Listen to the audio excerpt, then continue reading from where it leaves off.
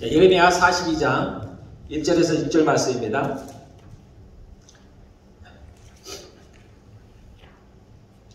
자, 여러분들 이제 성경을 보시면 되겠습니다. 이에 모든 군대의 지휘관과 가랴의 아들 요하난과 호사야의 아들 여사냐와 백성의 낮은 자로부터 높은 자까지 다 나와 선지자 예레미야에게 이르되 당신은 우리의 탄원을 듣고 이 남아있는 모든 자를 위하여 당신의 하나님 여호와께 기도해 주소서.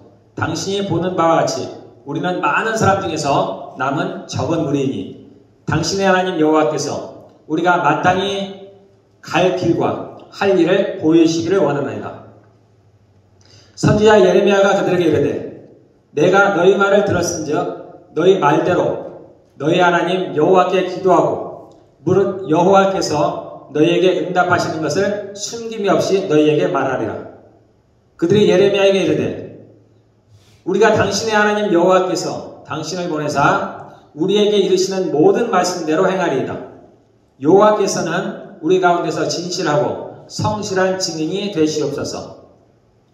우리가 당신을 우리 하나님 여호와께 보내면 그의 목소리가 우리에게 좋든지 좋지 않든지를 막론하고 순종하려 함이라.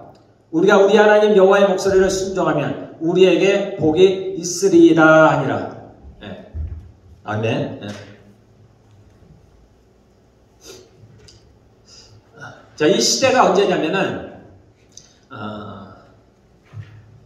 이스라엘의 남유다가 멸망하는 때예요. 이스라엘이 원래는 하나였습니다.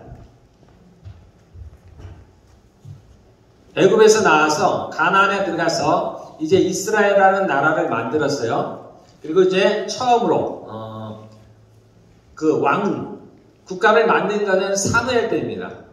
사울 때죠, 사울. 그리고 이제 두 번째 왕이 다윗이에요. 그리고 다윗의 아들이 솔로몬입니다. 이때까지는 이스라엘이 하나였어요. 그래서 이때를 가리켜서 통일국가라고 해요. 우리도 과거 역사를 보면은 이렇게 나눠질 때가 있었죠. 그래서 삼국시대라고 합니다.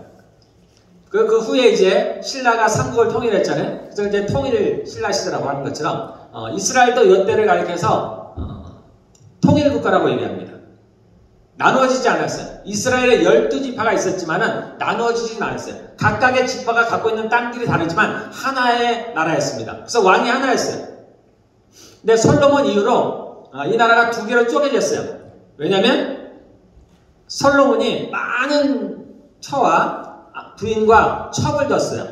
각 나라에서 솔로몬이 워낙 이제 하나님의 축복을 해주셨고 지혜롭고 많은 재물도 있고 나라가 아주 강성했던 때입니다. 그러다 보니까 사방의 주변 나라들하고 혼인을 많이 했어요. 그러니까 처와 첩이 많았는데 문제는 그들이 올 때 그들의 몸만 온 것이 아니고 그들이 우상을 함께 가지고 왔습니다. 그래서 솔로몬이 하나님을 잘 섬겼죠. 우리가 아는 대로 솔로몬이 성전을 지었어요. 7년 동안 성전을 지었습니다. 하나님을 잘 섬겼어요. 왜냐하면 아버지 다윗을 보고 자랐기 때문에 하나님을 잘 섬겼습니다. 그래서 그가 하나님께 구했을 때 그가 지혜를 구하죠. 그런데 하나님께서 그에게 지혜뿐만 아니라 다른 많은 것들을 줬습니다. 우리가 물론 단정할 수 없지만 이 땅에 살아있는 사람 중에서 산 사람 중에서 이 솔로몬만큼 지혜로운 사람은 없을 거예요. 또 솔로몬만큼 그가 누리고자 하는 모든 영광, 인간이 이 땅에서 누릴 수 있는 모든 영광을 누리는 사람은 없을 거예요. 그렇지만 말년에 그가 하나님을 떠났어요. 왜냐하면 그의 처와 또한 그 첩들이 가져온 우상들로 말미암아서 하나님께 범죄하게 되었습니다. 그뿐만 아니라 그 자신 솔로몬도 결국은 하나님을 떠나게 되었어요. 그래서 하나님께서 그에게 3번이나 돌아오라고 했습니다. 직접. 그럼에도 불구하고 이 솔로몬이 결국 하나님께 돌아오지 않았고 그가 쓴 전도서에 보면은 그래서 그는 인생이 허무했습니다. 어쨌든 솔로몬 이후로 남북이 갈라졌어요. 그래서 12개 지파가 쪼개졌습니다. 남쪽에 2개 지파, 유다 지파와 베냐민 지파가 하나의 나라를 이뤘어요. 다윗은 유다 지파 출신입니다. 그리고 이제 북쪽에 있는 10개 지파가 남쪽에 있는 다윗 왕조죠. 유다 지파를 배반해서 북쪽에서 다른 나라를 만들었어요. 그래서 북쪽은 북이스라엘, 남쪽은 남유다라고 합니다. 그래서 솔로몬 이후로 남과 북에 나뉘어졌습니다. 그게 남북시대라고 해요. 그러다가 이제 북쪽 이스라엘이 계속해서 하나님을 잘 섬기지 않았습니다. 북쪽의 이스라엘 왕 중에서 하나님을 바르게 섬겼던 왕은 한 사람도 없었어요. 그래서 왕뿐만 아니라 북쪽에 있는 이스라엘 전체가 하나님께 범죄했어요. 즉 하나님을 섬기지 아니하고 우상을 섬겼다는 얘기입니다. 그로 말미암아서 이제 하나님께서 율법에 나온 대로 그 언약대로 행하시는 겁니다. 그들이 하나님의 말씀을 지키지 않을 때 이러이러한 저주가 너희를 따를 것이라고 하는 그 약속의 말씀대로 그대로 그들에게 임했어요.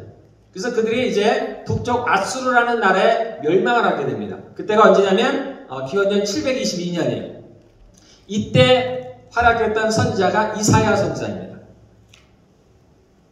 남쪽의 유다는 그나마 왕들 중에서 몇 명의 왕이 하나님을 잘 섬겼어요. 우리가 아는 히스기야라든가 여호사밧이라든가 또는 요시야라든가 아사라든가 이 한 4-5명의 왕이 하나님을 잘 섬겼습니다.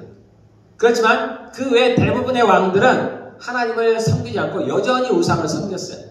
그래서 북쪽의 이스라엘이 그 우상을 섬김으로 말미암아서 망한 것을 유다가 봤어요. 남쪽 유다에서 그것을 봤습니다. 그럼에도 불구하고 그들이 회개치 않았어요. 돌아오지 않았어요. 오히려 그들이 북쪽의 이스라엘보다 더 큰 죄를 저지르게 되었습니다. 그래서 마침내 하나님께서 이 남쪽의 유다도 멸망시키로 작정하십니다. 하나님께서 멸망시키로 작정한 것보다는 그들의 죄로 말미암아서 그들이 멸망을 당하게 돼요. 그때가 언제냐면 대략 600년 전입니다. BC 600년이에요. 그때 활약했던 선지자가 예레미야예요. 그래서 남쪽의 유다가 3번 적이 쳐들어오게 돼요. 그래서 3번 이제 유다의 이제 백성들이 포로로 끌려가요. 어디로 끌려가냐면 바벨론 제국에 끌려갑니다. 이 아시리아라는 큰 그 나라가 바벨론에게 이제 망하게 되는데 그때 이제 첫 번째로 605년에 BC 605년에 그 북쪽에 있는 바벨론의 지역은 어디냐면 지금으로 치면은 이라크입니다. 이라크. 아수르는 이스라엘의 북쪽이에요. 여러분들 시리아라는 나라 있죠. 이름도 비슷해요. 위쪽 지방이 아수르고 저쪽 유브라데 강, 티그리스 강에 있는 나라가 지금의 이라크입니다. 바벨론은 거기에 있어요. 그 바벨론의 느부갓네살 왕이 이스라엘을 쳐들어옵니다. 당시 이스라엘 주변으로는 강대국이 있었어요. 북쪽으로는 아까 말한 아수르라는 나라가 있었고 남쪽으로는 애굽, 지금의 이집트가 있었어요. 지금의 이집트는 아무 힘이 없죠. 근데 예전에는 애굽은 아주 강한 나라였습니다. 그 왕을 파라오라고 했어요. 그래서 남쪽은 애굽이라는 강대국이 있었고 북쪽은 이 아수르나 바벨론이라는 그 강대국이었어요. 그래서 이 이스라엘은 그 사이에서 살았어요. 그 사이. 그러니까 늘 그들은 위협이에요. 주변의 위협. 그래서 애굽의 식민지가 되든지 애굽의 영향을 받든지 또는 북쪽의 나라들이 강하면 북쪽의 영향을 받게 됩니다. 그런데 사실은 그들이 하나님을 잘 섬길 때는 반대 현상이 일어납니다. 그들이 하나님을 잘 섬길 때 그 대표적인 게 다윗과 솔로몬 때 그때는 강했습니다. 주변의 나라를 압도했어요. 근데 그들이 하나님을 올바로 섬기지 못할 때는 반대 현상이 일어나는 주변의 나라들이 강해지고 이스라엘은 약해지는 거예요. 그래서 우리가 볼 때는 역사는 우리 사람들이 이끌어가는 것 같아도 하나님께서 그 모든 것을 주관하신다는 것을 우리가 구약을 통해서 알 수가 있습니다.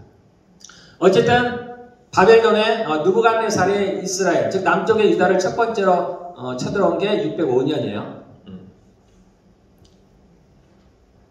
그리고 그때 남쪽에 있는 애굽이라는 나라와 전쟁을 하게 되는데 애굽이 패하게 돼요. 그래서 이제 당시 이제 패권은 그 바벨론 제국이 갖게 됩니다.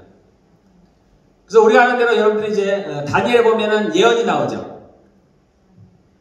네 개 왕조에 대한 예언이 나와요.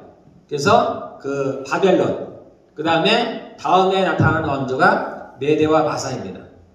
메대는 큰 힘을 발휘하지 못했어요. 오랫동안 통치하지 못했고, 그래서 별반 이름은 잘 안 나오고, 바사라는 이제 왕조가 나타나는데, 이 바사가 그냥 페르시아예요. 요즘 발음으로 페르시아입니다. 그리고는 이제 우리가 아는 대로 헬라가 나오고, 그 다음에 로마가 나오게 됩니다. 어쨌든 지금은 바벨론이 그 주변, 중동 지역을 다스리는데요. 패권을 차지하고 있던 때입니다. 605년에 이스라엘에 처음 쳐들어왔어요. 그래서 그들 중에서 포로들을 끌어갔습니다. 그 포로 중에 대표적인 사람이 다니엘이에요. 그런데도 불구하고 이 이스라엘이 그 바벨론을 잘 섬기지 않는 거예요. 이 예레미야는 그때 이제 활동했던 선지자입니다. 이 바벨론을 섬기라고 그랬어요. 바벨론을 잘 섬기라고 했습니다. 그러면 살 거라고 그랬습니다. 그런데 그들이 바벨론을 섬기지 않았어요. 섬기는 척 하다가 배반을 하고 그런 일들이 벌어졌어요. 그러면 다시 이제 바벨론이 그들이 다시 이제 쳐들어오고 그런 것들이 반복되었어요. 그러다가 이제 597년에 한 10여 년이 지나서 다시 한번 이제 바벨론이 쳐들어오게 됩니다.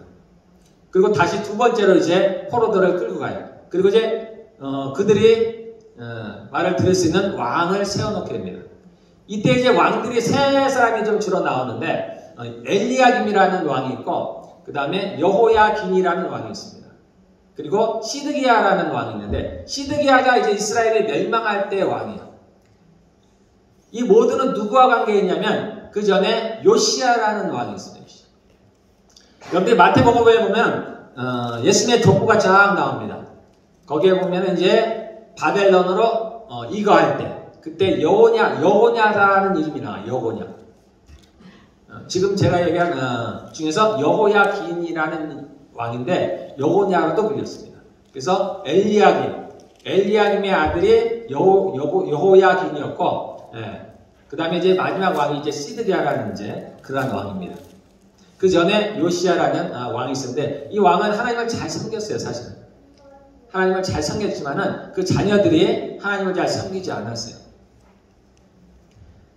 어쨌든 마지막 시드기야 왕까지 와가지고 계속해서 예레미야는 얘기하기를 바벨론에 항복을 하라는 것이에요. 그들에게 대항하지 항복하자라는 것입니다. 그러면 살리라는 것입니다. 이때 수많은 거짓 선지자들이 있었어요. 예레미야 외에도 많은 선지자들이 있었는데 그들이 말하는 것은 뭐였냐면은 하나님이 이 바벨론을 멸하실 거라는 거였어요. 그래서 이스라엘이 승리할 거라는 겁니다. 그들이 지지 않을 거라는 거예요. 그러니까 사람들이 듣기에 좋잖아요. 그런데 하나님의 말씀이 맞는지 안 맞는지는 그 나타난 일로서 드러나게 되어 있습니다. 결국은 그렇게 거짓으로 예언했던 선지자들은 모두 다 죽었어요. 살아남은 자가 없습니다. 오직 예레미야만 남아있어요. 하나님이 지켜주신 것. 그래서 결국은 이 마지막 왕인 시드기야도 이 예레미야 얘기를 듣는 거예요. 도대체 어떻게 하면 살아갈까? 어떻게 하면 이 상황을 어떻게 극복을 할까? 그때 예레미야가 또 얘기를 합니다. 왕이시여 바벨론에 저항하지 말고 항복하십시오.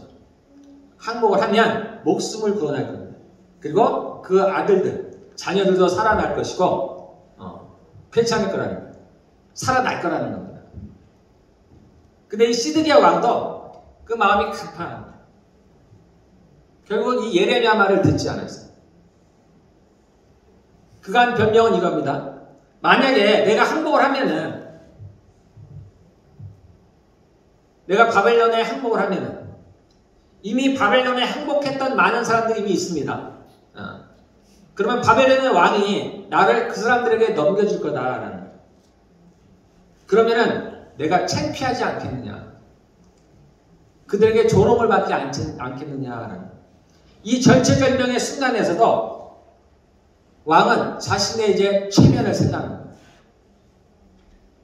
바벨론 왕이 나를 그들에게 넘겨주면 먼저 항복을 했던 그들이 끝까지 버티겠다고 했던 내가 이제 나에게 머리를 숙이고 왔으니까 나를 조롱하지 않겠는가? 내가 그것을 어떻게 감당할 수 있을까? 그래서 시드기야가 이 예레미야의 그러한 하나님의 말씀을 듣지 않았습니다.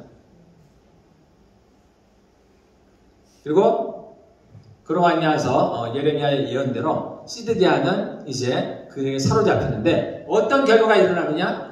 그가 보는 앞에서 그의 자녀들이 죽임을 당했어요. 그가 결국은 도망치다가 잡혔습니다.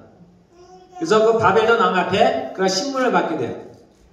그리고 그가 있는 그 자리에서 바벨론 왕이 그의 아들들을 죽이게 됩니다. 그의 가족들이 모두 죽임을 당해요. 뿐만 아니고 이 시드기야는 그 자리에서 두 눈이 뽑혀버립니다. 그리고 세 살도 묶여서 바벨론으로 끌려가게 돼요. 그리고 그가 죽을 때까지 감옥에 있다가 결국은 죽음을 맞이하게 돼요. 이때가 이제 BC 586년이에요. 이로 말미암아서 이제 유다가 완전히 멸망을 하게 됩니다. 마지막 왕 시드기야가 그렇게 잡혀가고 이제 그 성전을 모두 헐어버리고 그 솔로몬의 성전을 다 헐어버렸습니다. 거기에 있는 기물들, 금과 그런 것들을 다 바벨론으로 가져가고 그리고 예루살렘 주변에 있는 성벽을 다 헐어버려요. 그리고 만나는 사람들을 다 데리고 갑니다. 바벨론으로 끌고 가요. 그리고 끌고 가서 그곳에서 다 죽입니다. 완전히 멸망을 했어요. 물론 예레미야도 잡혔어요. 그러나 끌려가는 도중에 이제 그 장관이 그 예레미야를 돌려보냅니다. 왜냐하면 그도 소문을 들었어요. 예레미야에 대한 소문을 들었습니다. 그래서 그가 예언한 것에 대해서 잘 알고 있어요. 근데 그 예언한 그대로 다 이루어지는 거예요. 그래서 하나님의 은혜로 당연히 하나님이 지키시죠. 그래서 그 장관이 이제 그 예레미야에게는 호의를 베풉니다. 그래서 너가 어디를 가든지 내가 선대하겠다. 너가 나를 따라서 바벨론으로 가면 내가 너를 높일 테고 너가 이곳에 남기를 원하면 남아도 좋다. 예레미야는 남기를 청했어요. 그래서 예레미야는 그 포로된 데서 돌이켜서 다시 유대로 돌아왔고 그 장관이 그 바벨론의 장관이 그에게 이제 음식과 많은 것들을 줘서 돌려보냅니다. 결국은 예레미야는 살아서 유대에 남게 되었어요. 그리고 이제 그러다 보니까 이제 남은 이제 가난한 사람들만 남았어요. 정말 비천한 사람들만 유대 땅에 남게 되었어요. 그래서 그들을 다스릴 한 사람을 세웠는데 총독을 세워놓은 거예요. 그 사람이 여기 그다랴라는 거예요. 그다랴 이름이 좀 어렵지만 어쨌든 그다랴라는 이제 총독을 세워놨습니다. 그래서 이제 예레미야도 그에게로 갔어요. 그래서 이제 남은 사람들이 이제 총독을 세웠다 함을 듣고서 이제 그 유대에 남은 사람들이 그 주변으로 싹 모이게 됩니다. 자, 그런데 또 여기에 누가 또 나타나냐면 이스마엘이라는 사람이 또 나타나요. 결국은 이 이스마엘이 유대 사람 중에 한 사람입니다. 군사 한 10여 명을 데리고 이 남아있는 그 아까 얘기한 그다랴나 그 주변의 사람들 또 다시 다 죽이는 거예요. 아직도 끝나지 않는 거예요. 그리고 이제 그 그래도 이제 남아있는 사람들을 이제 포로로 삼아가지고 그가 어디로 가냐면 암몬이라는 나라로 도망치는 거예요. 왜냐면은 총독을 죽여버렸잖아요. 그러니까 아마도 바벨론이 또 군사를 보낼 것이다 해가지고 두려워서 남은 사람들을 데리고 암몬이라는 나라로 이제 피신을 하러 갑니다. 그 사람들을 데리고 다 가던 중에 또 누가 나타나면 이게 요하난이라는 사람이 나타나요. 그가 이제 많은 군대를 거느리고 또 이제 그들을 찾아가요. 그래서 결국은 이제 그게 포로로 됐던 사람들 다 돌이킵니다. 그래서 다시 유대로 돌아왔어요. 지금은 여기 이때입니다. 이때. 그 요하난이라는 사람이 그 포로로 잡혀가던 이스마엘이라는 사람에게 잡혀가던 남은 백성들을 데리고 이제 돌아왔어요. 자, 그래서 이제 이 유대는 완전히 폐허가 됐어요. 성전도 무너져 버리고 성벽도 다 무너져 버리고 예루살렘에 있는 대부분의 집들이 다 불타 사라져 버렸어요. 남은 것이 아무도 없습니다. 사람도 없고 아무도 없어요. 아주 비참한 때죠. 그러니까 이들이 어찌할 바를 모르는 거예요. 어디로 가야 할지도 모르고 무엇을 해야 될지도 모르는 상황입니다. 그때 이제 그들이 이 오늘 읽은 대로 본문대로 예레미야에게 찾아오는 겁니다. 그래서 우리가 어떻게 했으면 좋겠냐, 우리가 무엇을 할지도 모르겠고 어디를 가야 될지도 모르겠다. 당신이 하나님께 기도해서 우리에게 그 길을 보여달라라고 이제 예레미야에게 요청을 합니다. 그리고 그들에게 그래서 그 하나님께서 당신을 통해서 무엇이라고 얘기하든 그 응답이 어떠하든지 간에 그 응답이 우리에게 좋든지 좋지 않든지 우리가 순종하겠다고 얘기를 합니다. 좋죠? 굉장히 겸손하죠. 하나님의 응답이 어찌하든지 좋든지 좋지 않든지 우리가 그 말씀에 순종하려 한다. 하나님께 순종하면은 복이 있다라고 얘기합니다. 결론적으로 말하면 이들은 그 말씀에 순종하지 않습니다. 하나님의 응답이 뭐냐면 이제 밑에 이제 하나님의 응답이 나옵니다. 열흘이 지나서 하나님께서 예레미야를 통해서 그들에게 응답을 하시는데 뭐라고 응답을 하시냐면 그래 그럼 너희가 이 땅에서 살아라 라고 말씀하십니다. 다른 곳으로 가지 말고 이들은 어디로 갈 계획이냐면 애굽으로 갈 계획. 왜냐하면 애굽은 아직은 안전한 거예요. 애굽은 아직은 큰 나라입니다. 바벨론에게 멸망을 당하지 않았어요. 한 번 싸우면서 졌기는 했지만 아직 멸망을 당하지 않았어요. 그래서 거기는 살만하다고 느낀 겁니다. 아직 칼이 거기까지는 오지 않았어요. 기근이 거기까지는 오지 않았습니다. 그래서 애굽으로 가면 살겠다. 그래서 이들의 계획은 뭐냐면 애굽으로 갈 계획이었어요. 아주 현실적인 계획입니다. 그렇지만은 하나에게 한번 확답을 받고 싶은 거예요. 이미 자신들의 갈 길은 정해져 있어요. 마음은 이미 정해놨습니다. 겉으로는 하나님의 응답이 좋든지 아니든 이 얘기는 뭐냐면은 하나님의 응답이 나의 생각과 맞든지 안 맞든지 그 말씀에 따르겠다라고 겉으로는 이야기는 했지만 그들의 속마음은 그러지 않았습니다. 그들은 이미 애굽으로 갈 결심을 굳혔습니다. 그래서 하나님부터 이제 예레미야를 통해서 응답이 옵니다. 뭐라고 응답이 오냐면은 너희는 이곳에 머물라 라고 응답을. 그들의 생각과 다르죠. 그들이 원하는 응답은 아니었습니다. 근데 하나님께서 말씀하시기를 너희는 이곳에 머물라. 그러면 내가 너희를 지켜주겠다. 내가 너희를 세우고 헐지 아니하겠다. 내가 너희를 심고 뽑지 아니하겠다. 너희가 두려워하는 그 바벨론의 왕을 두려워하지 말라. 내가 너희를 긍휼히 여길 것이고 내가 너희를 긍휼히 여김으로 말미암아서 바벨론의 왕도 너희를 긍휼히 여길 것이다. 라는 하나님이 그보다 높다라는 겁니다. 그런데 이들은 이 하나님을 믿지 않았습니다. 신뢰하지 않았어요. 그래서 그들이 뭐라고 얘기하냐면 그 전에 이제 예레미야가 그뿐만 얘기 아니고 그 외에 이제 다른 얘기를 하는데 그것이 뭐냐면 너희가 만약에 이 하나님의 응답을 여호와의 응답을 듣지 않으면 이 두 가지를 얘기합니다. 하나님의 말씀에 순종하면 너희가 이 땅에서 평안히 살 것이요. 그러나 하나님의 말씀을 듣지 않고 너희가 굳이 애굽으로 내려가면은 그러면 칼이 너희를 따를 것이다. 라는 너희가 그곳에서 다 멸망을 할 것이다. 그리고 너희가 한 사람도 이곳에 다시 돌아오지 못할 것이다. 라고 예언을 합니다.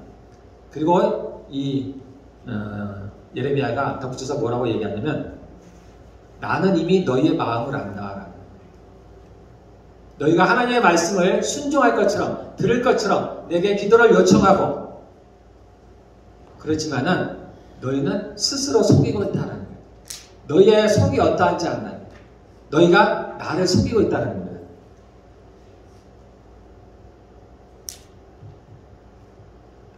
어쨌든 이 예레미야는 그렇게 하나님의 말씀을 전합니다. 하나님께서 뭔가를 하실 때는 반드시 미리 말씀을 하셔요.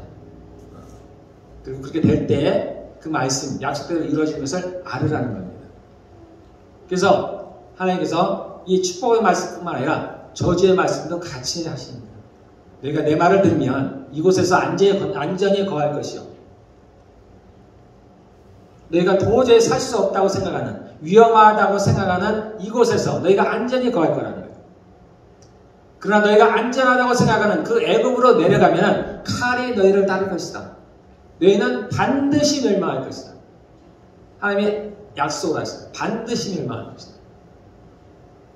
근데 그들이 하나님의 말씀을 듣지 않습니다. 자, 뭐라고 변명을 하냐면은 내가 거짓을 말하는도다. 우리 하나님 여호와께서 너희는 애굽에서 살려고 그리로 가지 말라고 너를 보내어 말하게 하지 아니하셨느니라 라는 거예요. 그들도 하나님을 가리켜서 자신의 하나님이라고 얘기합니다. 우리 하나님이 예레미야 너를 통해서 그렇게 말씀하지 않았어. 너는 지금 우리에게 거짓을 말하고 있어 라는 거예요.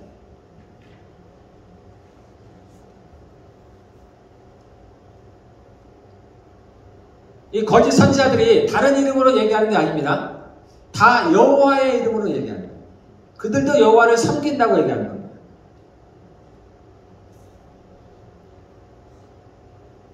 그래서 이들도 말하기를 그들이 하나님을 배반하겠다고 얘기하는 게 아니에요. 자신도 하나님을 섬기겠다고 얘기하는 겁니다.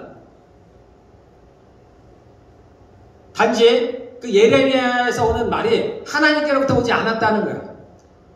너가 우리를 속였다라는 겁니다.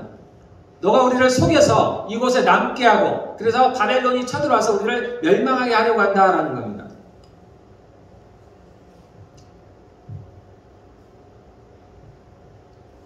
여러분들 그 상황을 한번 생각해 보시면 함께 있던 수많은 사람들은 혼란스러울 수 있습니다. 도대체 누가 맞는가? 그 이전에도 이러한 일들은 있었어요. 예레미야가 하나님 말씀을 선포할 때 함께한 수많은 거짓 선지자들이 있었습니다. 그래서 국민들이 혼란스러운 거예요. 누가 도대체 하나님께로 왔는가? 우리는 이미 지나간 역사들 보니까 분명하죠. 예레미야가 진짜 선지자 분명하지만 당시에 살았던 사람들은 혼란스러울 수 있습니다. 그리고 많은 사람들은 좋은 것을 따르기를 원해요. 왜냐하면 기본적으로 하나님은 선하시다고 생각하기 때문에 하나님께서는 복을 주시는 하나님이야 라고 생각합니다. 자신이 행한 것은 생각지 않는 거예요. 자신이 하나님께 범죄했다든가 하나님을 따르지 않았다는 것은 생각지 않는 겁니다. 이스라엘 백성들이 늘 갖고 있는 생각이 있어요. 그들은 뭐냐면 선민이라는 거예요. 하나님께 선민이라는 거예요. 그래서 하나님이 늘 자기 편이라는 거예요. 그래서 그들은 늘 자기들이 아브라함의 자손이라는 거예요. 예수님이 오셔서 그렇지 않다고 얘기했죠. 스스로가 스스로를 알지 못하는 겁니다. 그래서 이들도 마찬가지였어요. 도대체 무엇이 옳은지를 알지 못해요. 그러나 그들의 생각해 볼 때 애굽으로 가는 게 살 것 같은 거예요. 그나마 애굽으로 가면은 조금 나을 것 같은 거예요. 환경이. 이 땅은 완전히 폐허가 됐는데 이 땅에서 잘 산다는 게 믿겨지지 않는 겁니다. 하나님이 계심에도 불구하고 이 이스라엘, 즉 유다가 완전히 멸망을 했는데 이제 와서 하나님이 그것을 바꿔서 우리가 여기서 잘 살 수 있다는 게 믿어지지 않아요.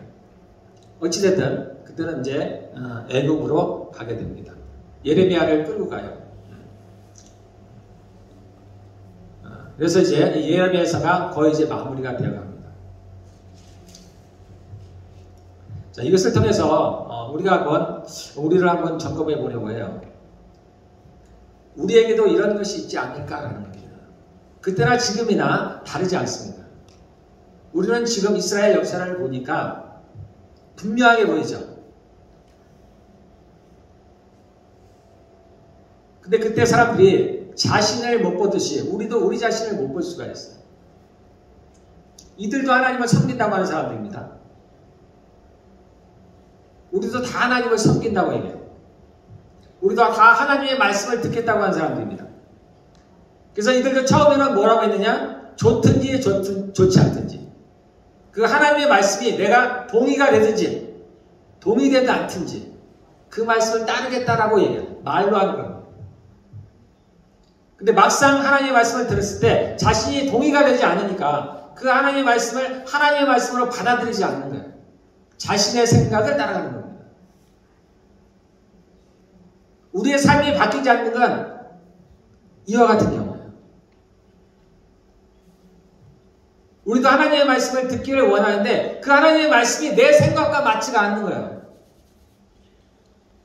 내가 생각해 보니까 내가 내 주변 환경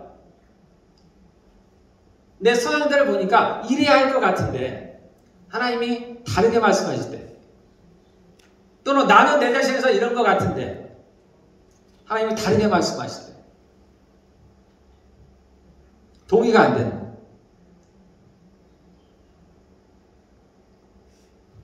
제가 처음 제 예수를 믿고 애굽을 이제 이스라엘 백성이 나오고 그 뒤에 40년간 광야에 있었잖아요. 그리고 그때 하나님의 기적들을 체험했죠. 실제로 하늘에서 만나가 내렸습니다. 양식이 매일 내렸어요. 아침에는 만나, 저녁에는 메추라기. 하나님의 기적을 그들이 보고 자랐습니다.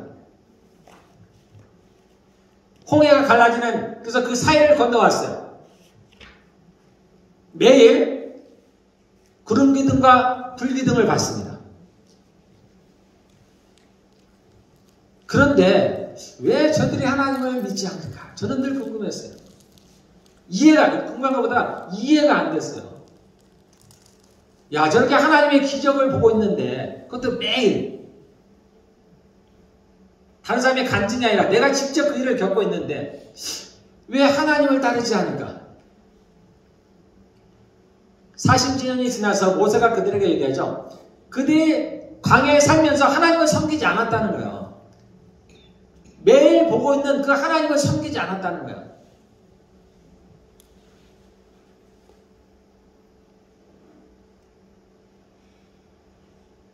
저는 이해가 안 됐어요. 나 같으면 안 그럴 텐데. 우리가 다 같은 생각이잖아요. 나 같으면 안 그럴 텐데. 나 같으면 예레미야를 들었을 텐데. 하나님이 지켜주신다고 하는데. 보호해 주신다고 하는데. 당연히 내가 예레미야를 따라가야지. 근데 현실은 그렇지 않다. 그 대표적인 사람들이 바리새인들, 서기관과 바리새인들, 예수님이 오셨어요. 그들이 하나님을 잘 섬긴다고 했던 사람들이 평생을 걸쳐서 그 율법을 연구하고 그 하나님의 말씀대로 살아가고 있다고 생각하는 사람들입니다. 자신들은 의롭다고 생각하는 사람입니다. 그런데 그들이 예수님으로부터 가장 큰 욕을 들었어요.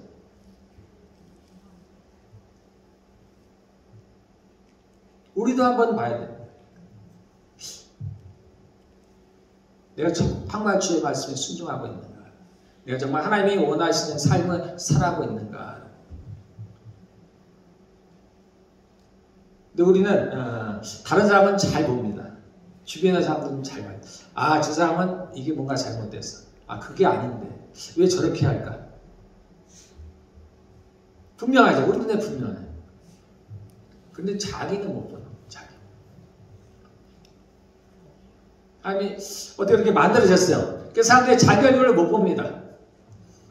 자기 얼굴이 어떤지 몰라요. 그래서 이제 바울이 거울의 비유를 들었잖아요. 거울을 보라는 겁니다. 거울을 보고 내가 어떤지 살펴보라는 거예요. 그리고 내 얼굴에 뭐가 묻었으면 그냥 잊어버리지 말고 가서 씻으라는 거예요.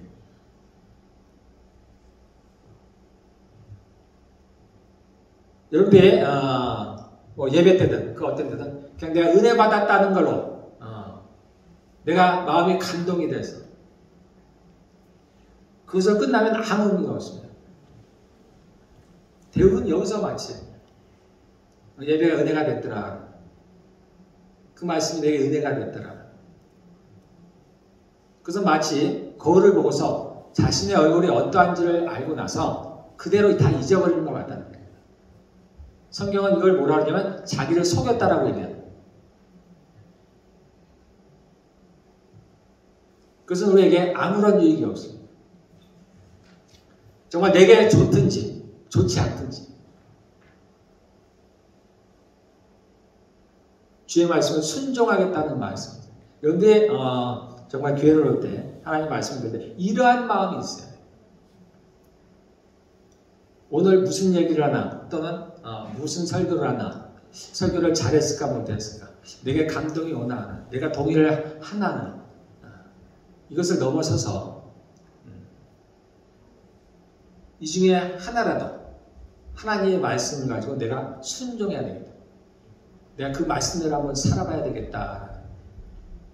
그런 간절한 마음으로서 그래도 우리가 바뀌기가 어려워요. 우리 안에 죄가 가득하기 때문에 싸워나가야 돼요. 근데 이러한 것도 없으면 우리가 바뀐다는 게 너무 어려워요. 우리가 주변에 수없이 봅니다. 평생을 예수님을 믿었어도 바뀌지 않는 수많은 사람들을 봅니다. 듣고 말아버리는 거예요.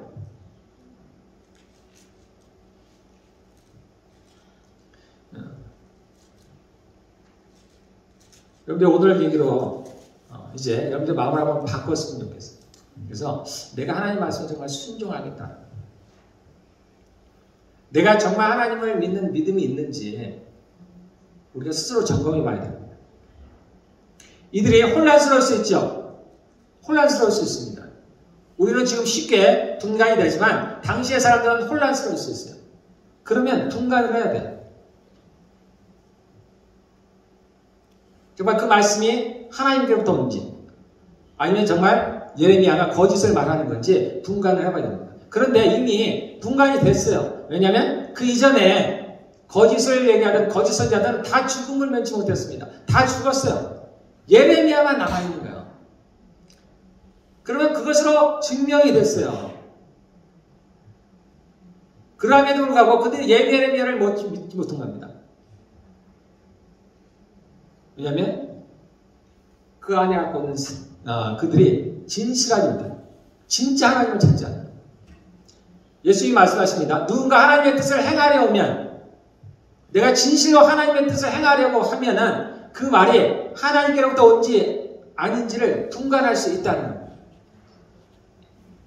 이들이 진실로 하나님을 찾았으면 예레미야의 말이 하나님께로부터 온 응답인지 아닌지를 분간할 수 있어요.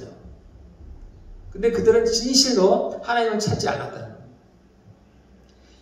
이 폐허 속에서도 하나님께서 자신을 찾는 사람들은 구해내십니다. 여러분들 믿으시길 바랍니다.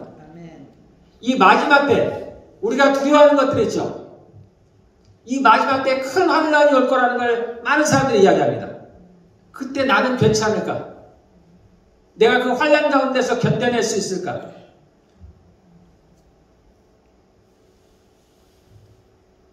그런데 주님은 그 가운데서도 그들을 지키신다는 겁니다. 하나님은 살아계신 하나님이세요. 어떤 것을 미리 정해놓고 이스라엘이 이제 멸망할 것을 유다가 멸망할 것을 정해놓고 그대로 가시는 분이 아니세요. 주님은 항상 얘기합니다. 지금 세 명의 왕을 얘기했죠. 엘리야김, 네. 이 사람의 다른 이름은 여호야김이에요. 그 아들이 여호야긴, 그 다음에 그의 삼촌이 지금 시드기야입니다. 중간에 있는 여호야긴은 3개월만 왕을 했어요. 그리고 이제 바벨론으로 끌려갔습니다. 그래서 앞에 있는 엘리야김과 마지막 왕인 시드기야에게 계속해서 예레미야는 얘기입니다. 너가 만약 돌이키면, 너가 하나님을 섬기면 이 성을 멸망시키겠다고 작정하신 하나님이 그 뜻을 돌이킬 것이다 라고 얘기합니다. 하나님은 거짓을 말하는 분이 아니에요. 그들의 죄로 말미암아서 그들이 멸망을 하나님이 계획해 놓으셨지만은 그들이 돌아서기만 하면 어느 때든 마찬가지예요. 돌아서기만 하면, 왜냐면 하나님께는 어려운 일이 아니에요. 이들에게 얘기하기를 내가 너희를 긍휼히 여기라. 그러면 너희를 멸하라고 하는 바벨론의 왕이 그도 너희를 긍휼히 여길 것이다. 하나님이 그들의 마음을 바꿀 수가 있습니다. 그 왕의 마음을 바꿀 수가 있어. 이스라엘을 멸하려고 하는 그들의 마음을 바꿔서 그들을 돌이킬 수가 있습니다. 하나님은 전능하신 하나님이십니다. 비록 그가 이스라엘 범죄함으로 말미암아서 그들을 심은 데서 꺾고 세운 데서 헐었을지라도 주님은 다시 세우실 수 있는 분이에요. 시내사에서 이스라엘이 범죄했을 때 그들이 금송아지를 만들어서 하나님을 배반했을 때 하나님께서 모세에게 뭐라고 말씀하십니까? 내가 저들을 다 멸하리라. 그리고 너로부터 새로 시작할 거다. 우리나라에서 그냥 하시는 말 같아요. 그렇지 않죠. 하나님은 허언하시는 분이 아니에요. 내가 다시 시작할 수 있다는 거예요. 하나님께는 천년이 하루 같고 그분은 못하실 일이 없습니다. 그가 아브라함으로부터 시작해서 지금 이스라엘을 만드는데 수백 년이 흘렀잖아요. 그래서 이스라엘은 나라를 만들었습니다. 그런데 그들이 하나님께 범죄했을 때 하나님께 그들을 멸하시겠다 했어요. 내가 저들을 전부 다 멸하리라. 그리고 모세도 한 사람으로부터 다시 시작하겠다라고 말씀합니다. 네, 우리 하나님은 전능하신 하나님이십니다. 그분은 언제든 뜻을 돌이킬 수 있는 하나님이세요. 그분은 살아계신 하나님입니다. 지금 일하시는 하나님이세요. 지금 내가 마음을 돌이키기만 하면, 내가 지금 하나님을 의지하기만 하면 그분은 새로운 계획을 또 세우신 겁니다.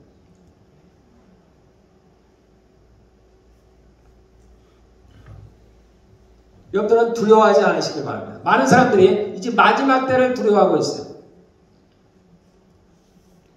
근데 하나님이 자신이 택한 자를 반드시 지키십니다. 계시록에 보면은 여러 재앙 중에 그 사람들이 가서 다 멸하죠. 근데 그 전에 주님께서 하시는 말씀이 있어요.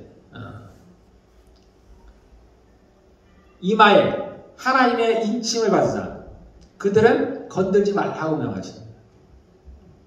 그러면 못 건드는 거예요. 다른 사람을 다 죽여도 좋은데 그들은 건들지 말라고 말씀하십니다. 이 폐허 속에서도 하나님은 자신을 섬기는 사람들을 지키십니다. 예레미야를 지켰어요. 예레미야와 함께 하나님을 섬긴 사람이 있었어요. 바룩이라는 사람이 있어요. 그가 두려웠어요. 어찌 될까? 근데 주님께서 약속하십니다. 너는 두려워 말라. 내가 너를 지킬 것이다. 라는 거예요. 많은 사람이 죽어가는 그 과정 그 중에서도 내가 너를 지키겠다고 말씀하십니다. 내가 너를 살리겠다고 말씀하십니다.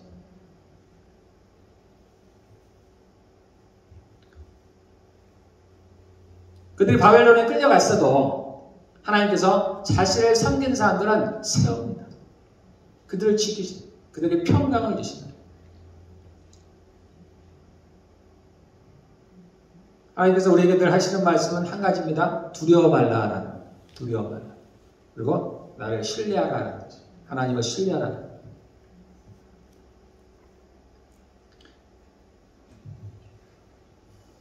여기 설교를 마치는데요. 우리 한번 잘 생각해 봤으면 좋겠습니다. 내가 정말 주의 말씀에 순종하고 있나? 아니면 내가 듣기 좋아하는 것만 듣고 있는 거야? 내가 생각하는 것, 내가 맞다고 생각하는 것. 여러분이 확신할 수 없으면 잘 생각해 봐야 됩니다. 저 말씀이 정말 옳은가? 저 말씀이 정말 성경적인가? 저 말씀이 정말 하나님께로부터 왔는가? 성경을 통해서 주님께서도 말씀하십니다. 분별하라고 말씀하셔요. 그래서 어떻게 분별하냐면 선지자들이 두 부류의 선지가 있습니다. 그럼 누가 참인지를 알아요. 그 말하는 당시에는 모른다는 거예요. 그러나 그 말이 이루어지면 그 결과를 보라는 얘기예요. 그러면 그가 참 선지자인 줄 알라는 얘기예요. 신약에 와서 주님께서 말씀하십니다. 누가 진짜인지 알지? 열매를 보라는 거예요. 그 말이 아무리 화려해도 그가 맺은 열매가 어떠한지 보라는 거예요. 그가 한 말이 이루어지는지 예언을 했다면 또는 그 사람의 삶을 보라는 겁니다. 그 사람의 삶이었다. 그거는 우리 말하는 사람뿐만이 아닙니다. 여기 앉아 계시는 모든 분들도 마찬가지예요. 교회에서는 모두가 거룩할 수 있어요. 모두가 하나님을 잘 섬깁니다.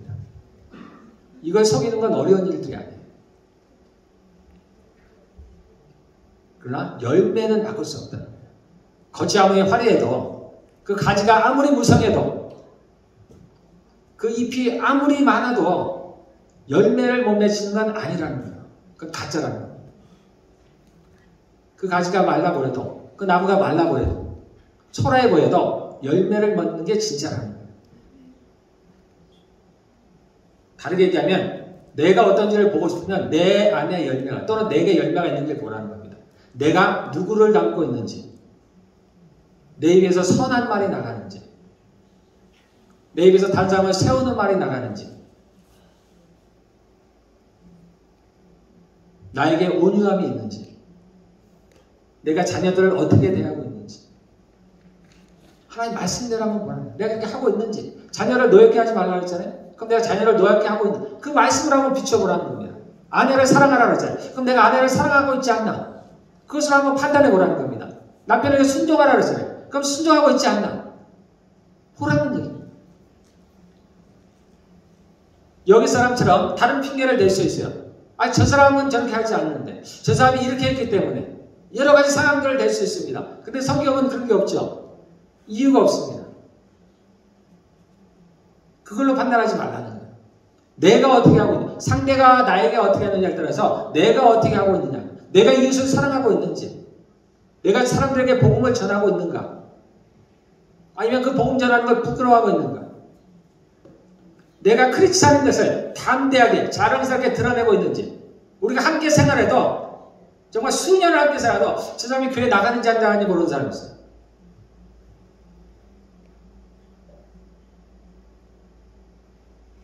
내가 정말 하나님 편에 속했는지 그 스스로를 점검해 봐야 돼요. 그날에는 밝게 드러납니다. 지금 우리가 속일 수 있지만 하나님 앞에서는 속일 수가 없습니다. 그때는 늦어요. 그래서 자신을 돌아봐야 됩니다. 그래서 내가 그러면 빨리 고쳐야 돼요. 이게 하나님 말씀에 순종하는 거예요. 다 같이 기도하겠습니다.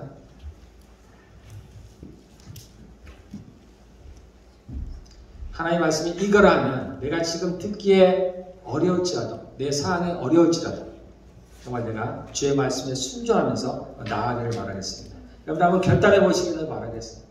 정말 그분을 한번 신뢰해서 내가 이 상황 가운데서는 도저히 그 말씀을 따를 수 없지만 그러나 내가 주의 말씀에 의지해서 한번 따라보겠습니다. 그래서 그 홍해를 가르시는 하나님, 요단강에 물을 말리시는 하나님, 도저히 방법과 같지 않은 나의 환경과 상황들, 또 나의 성격들, 내 주변의 가족들, 그분이 어떻게 바뀌시는지 여러분들 보시기를 바랍니다. 그래서 남의 간증만 들을 것이 아니라 내 간증이 있어야 돼요. 내가 이렇게 했더니 하나님께서 이렇게 하셨더라라는 간증이 있어야 돼요. 전에는 내가 이랬는데 내가 이렇게 바뀌었다라는 간증이 있어요.